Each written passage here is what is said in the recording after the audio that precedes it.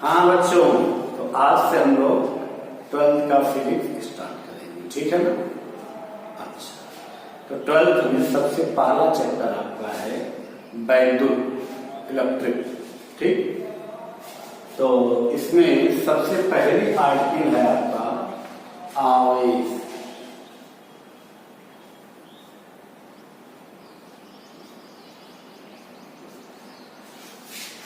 आवेश है क्या चीज, हम लोग पलट बार इसकी चर्चा करेंगे, ठीक है। वैज्ञानिक लोगों ने क्या किया, कुछ प्रैक्टिकल किया। जैसे प्रैक्टिकल में वैज्ञानिक लोगों ने क्या किया, एक छड़ लिए कांच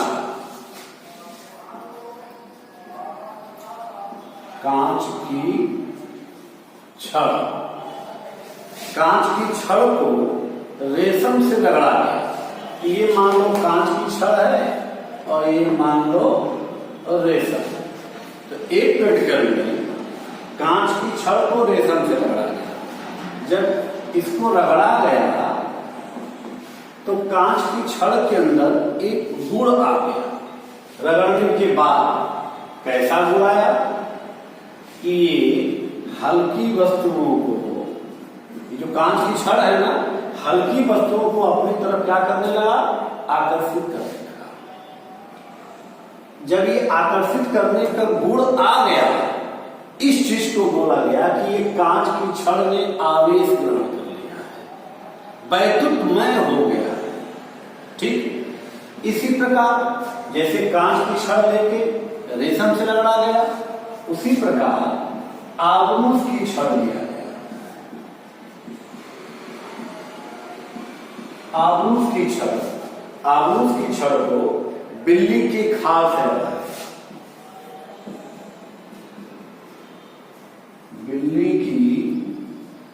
आबनूस की छड़ को बिल्ली की खाल से रगड़ा गया।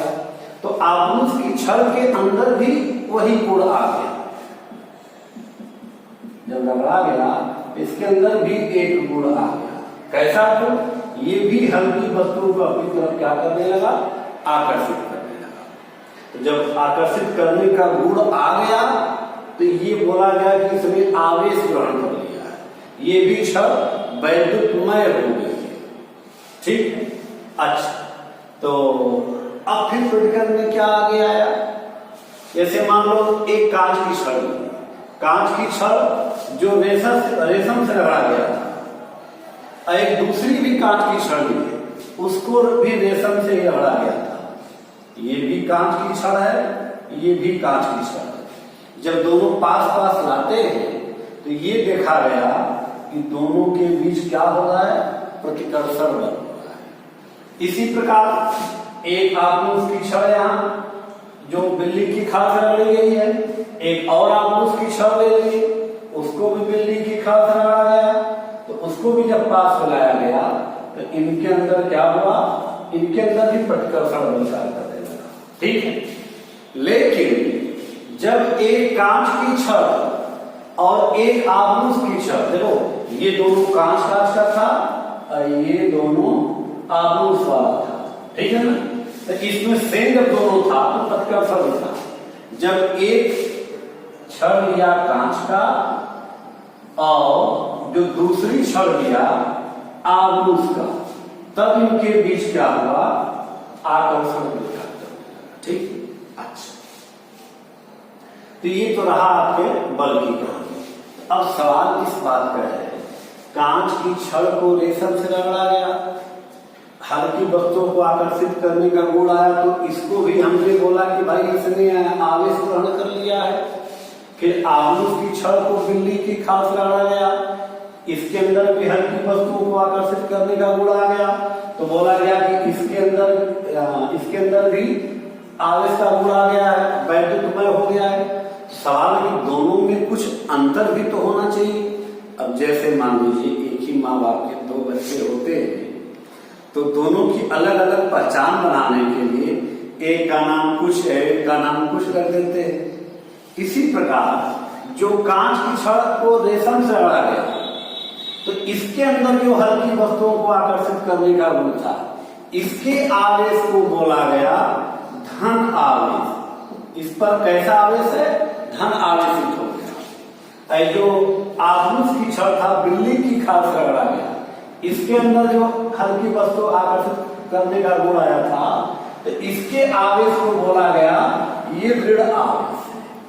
ठीक, दोनों की अलग पहचान बनाने के लिए नाम दिया गया, जैसे आप लोगों का नाम रखा जाता है, ऐसे इसका नाम जो कांच की छड़ को सब अलग रखा गया था, इसका नाम है धन आवेश, और आगुस जो बिल्ली खाल से रगड़ा गया, इसका नाम है ऋण आवेश। अच्छा, अब इसको थोड़ा सा केमिस्ट्री के हिसाब से भी हम लोग एक्सप्लेन कर दें।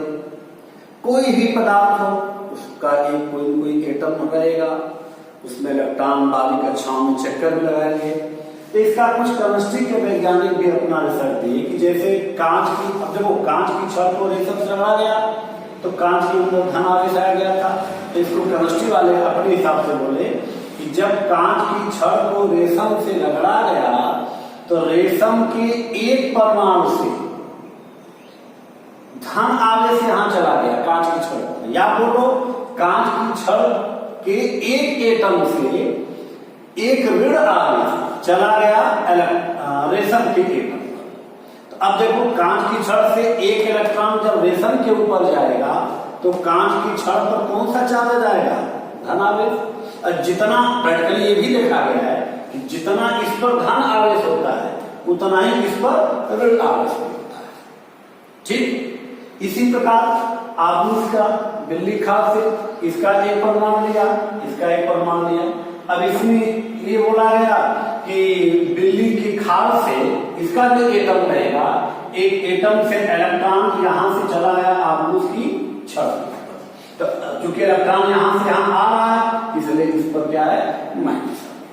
तो जितना इस पर माइनस उतना ही इस पर प्लस, ऐसे यहां पर भी जितना इस पर प्लस उतना इस पर, जब ये आवेश जाएगा तो प्लस होगा ना, प्लस उतना इस पर माइनस। अच्छा, अब थोड़ा सा दिमाग लगाइए कि आवेश किस रूप में हो सकता है, आवेश का कैसे खोज हुआ, ये धन आवेश ऋण आवेश क्या है, ये तो समझ ही गए होंगे आप लोग। अब जैसे इसको हम इससे रख लें चाहे इसको इससे रख लें, अरे भाई जब भी आना जाना होगा एक पूर्ण इलेक्ट्रॉन का ही तो होगा, चाहे एक इलेक्ट्रॉन आएगा, चाहे दो इलेक्ट्रॉन, चाहे चार इलेक्ट्रॉन। क्या कभी ऐसा सुना कि आधा इलेक्ट्रॉन जा सकता है क्या, नहीं। अरे भाई इलेक्ट्रॉन को विभाजित नहीं किया सकता है, भाई एक एटम को विभाजित करके वही प्रोटॉन न्यूट्रॉन इलेक्ट्रॉन में डिवाइड किया गया। अब कभी जब भी जाएगा आधा इलेक्ट्रॉन तो जाएगा नहीं। तो जब भी किसी पर भी आवेश रहेगा, चाहे एक इलेक्ट्रॉन का आवेश रहेगा, चाहे दो इलेक्ट्रॉन का, चाहे तीन इलेक्ट्रॉन का, ये ध्यान रखिएगा कि एक इलेक्ट्रॉन यहां से यहां जाएगा तो यहां से इलेक्ट्रॉन जाएगा तो इस पर एक धन आवेश, यहां पर एक ऋण आवेश। हालांकि इस वाले केस में कांच की छड़ से इलेक्ट्रॉन यहां जाता है, मीन्स कि यहां एक धन यहां एक ऋण, 5 इलेक्ट्रॉन यहां से यहां जाएंगे तो इस पर 5 धन और 5 इस पर ऋण। तो कहने का मतलब कि आवेश का जो अस्तित्व है, चाहे एक इलेक्ट्रॉन, 4 इलेक्ट्रॉन, 20 इलेक्ट्रॉन, 88 इलेक्ट्रॉन, इन्हीं रूपों में हो सकता है। कभी 3.5 इलेक्ट्रॉन नहीं होगा, 3.25 इलेक्ट्रॉन नहीं होगा, 3.75 इलेक्ट्रॉन नहीं हो सकता है। इसी को बोलते हैं आवेश का क्वांटीकरण करके बोलते हैं, चाहे लोग सब तो केमिस्ट्री में आप लोग पढ़िएगा। तो आवेश का अस्तित्व कैसे क्लियर हो गया। अच्छा, अब हम लोग इसको आप लोग इसका जल्दी से फोटो एक खींचे तो हम आगे